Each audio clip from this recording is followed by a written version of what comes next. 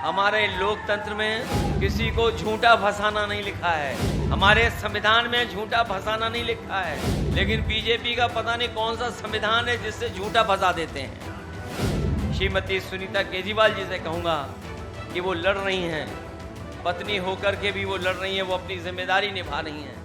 हम उनके दुख तकलीफ में उनके साथ हैं और संघर्ष में भी उनके साथ हैं। हमें पूरा भरोसा है उनको न्याय मिलेगा।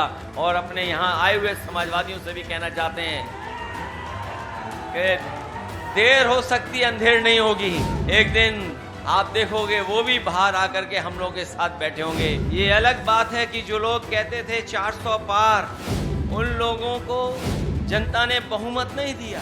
और जिस प्रदेश से हम लोग आते हैं, उत्तर प्रदेश में, जहां वो दावा करते थे कि 80 में 80 सीटें जीत जाएंगे, लेकिन उत्तर प्रदेश की जनता का मैं धन्यवाद देता हूं, उन्होंने न केवल भारतीय जनता पार्टी को हराया है, बल्कि अपना फैसला समाजवादी पार्टी और इंडिया गठबंधन के पक्ष में दे करके उन्होंने भारतीय जनता पार्टी की बहुमत की सरकार को भी रोकने का काम किया।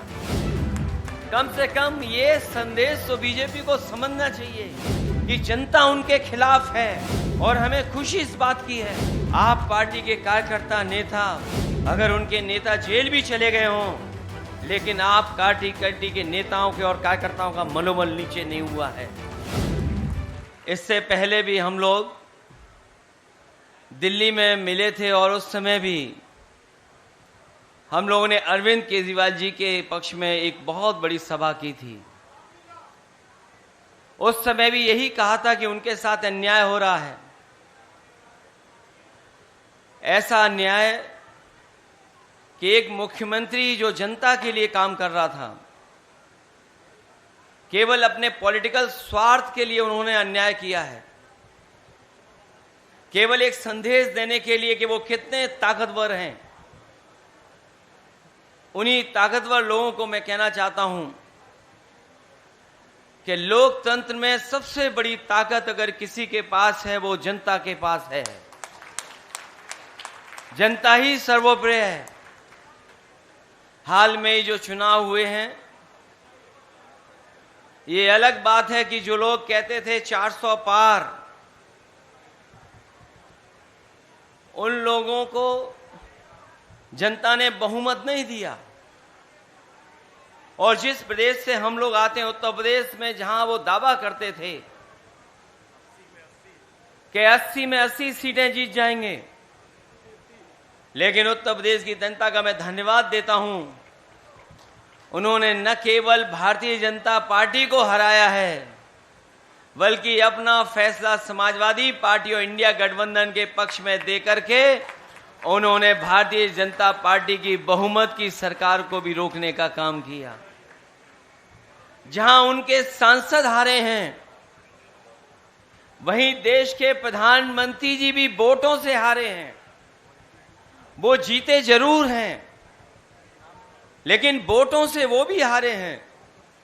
कहां 5 लाख के लगभग वोट से जीतने वाले थे, या वो लोग दावा कर रहे थे कि 10 लाख वोट से जीतेंगे, लेकिन प्रशासन अगर गिनती इधर उधर वाली जोड़ करके ना करता तो शायद वो भी 1.5 लाख से नीचे की जीत होती, उनकी उतनी भी जीत नहीं होती। कम से कम ये संदेश तो बीजेपी को समझना चाहिए कि जनता उनके खिलाफ है। और हमें खुशी इस बात की है, आप पार्टी के कार्यकर्ता नेता, अगर उनके नेता जेल भी चले गए हों, लेकिन आप पार्टी के नेताओं के और कार्यकर्ताओं का मनोबल नीचे नहीं हुआ है। मैं उन्हें बधाई देता हूं।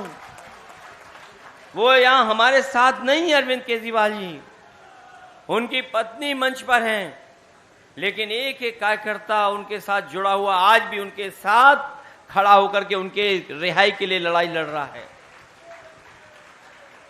जहां ये सरकार एक मुख्यमंत्री को जेल भेज चुकी है, यहां हमारे साथी बैठे हैं, इन्होंने ऐसा अन्याय देखा है शायद लोकतंत्र में किसी ने भी अन्याय नहीं देखा होगा। और राजनीति में हो सकता है हमारी आपकी विचारधारा में हम कुछ स्वीकार करते हो, आप कुछ स्वीकार करते हो, लेकिन कभी ऐसा नहीं हुआ होगा कि पूरे के पूरे परिवार के साथ अन्याय हो जाए। केवल आदरणीय मोहम्मद आजम खान साहब को नहीं जेल भेजा, उनके परिवार के लोगों को भी, उनके तमाम सहयोगी साथियों को भी। यहां पर मुझे दिखाई दे रहा है जिन पर झूठे मुकदमे लगे हैं, कुछ दिन वो भी जेल हो आए, लेकिन वो डरने वालों में से नहीं है।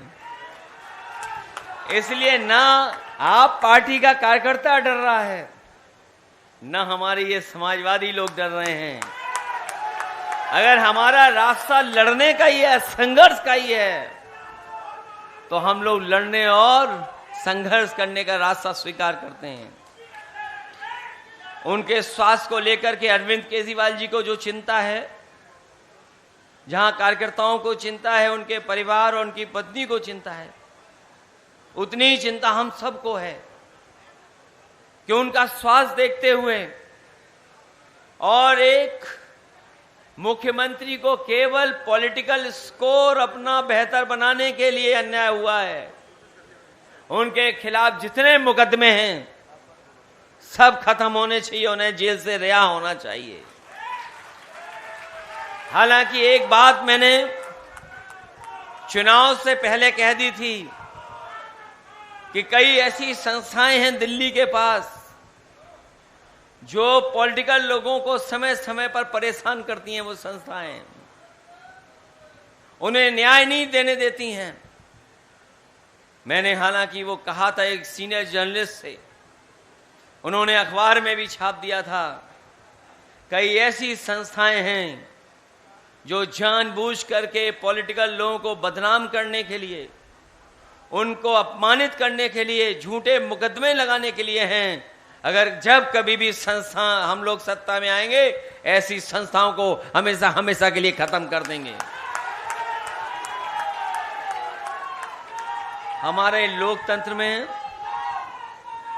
किसी को झूठा फंसाना नहीं लिखा है, हमारे संविधान में झूठा फंसाना नहीं लिखा है, लेकिन बीजेपी का पता नहीं कौन सा संविधान है जिससे झूठा फंसा देते हैं।